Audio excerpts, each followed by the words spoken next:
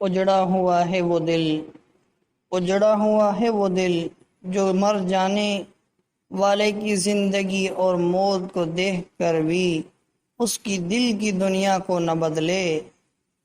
اجڑا ہوا ہے وہ دل جو گناہوں پر جری ہو تو باقی امید پر۔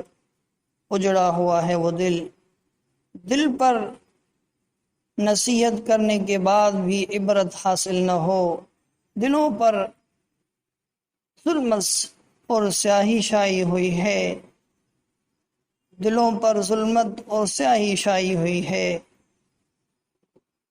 یہ ایسی زندگی ہے کہ گناہ کرتے بھی دل شرمندہ نہیں ہوتا۔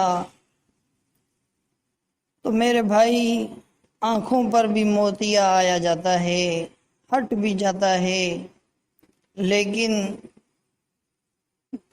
یہ ہماری ایسی زندگی ہے کہ دل پر کوئی نصیحت حاصل ہی نہیں ہوتی، دل نصیحت قبول کرنے کو تیار ہی نہیں۔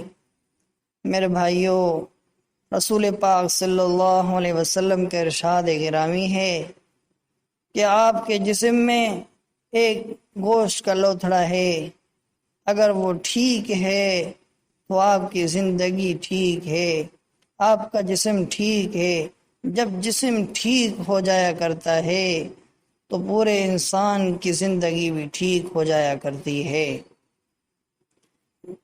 فرمایا کہ وہ دل ہے، دل ہے، جب انسان کا دل ٹھیک ہو جایا کرتا ہے تو تمام چیزیں ٹھیک ہو جایا کرتی ہیں، اس کی آنکھیں بھی ٹھیک، اس کی زبان بھی ٹھیک، اس کا دن بھی ٹھیک، اس کی رات بھی ٹھیک، اس کی تمام اعمال زندگی ٹھیک ہو جایا کرتے ہیں۔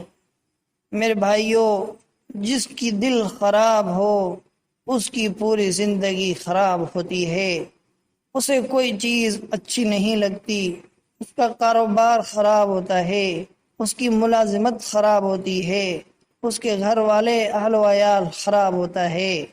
جس کی دل ٹھیک ہو جایا کرتی ہے تمام زندگی بدستور ٹھیک ہو جایا کرتی ہے۔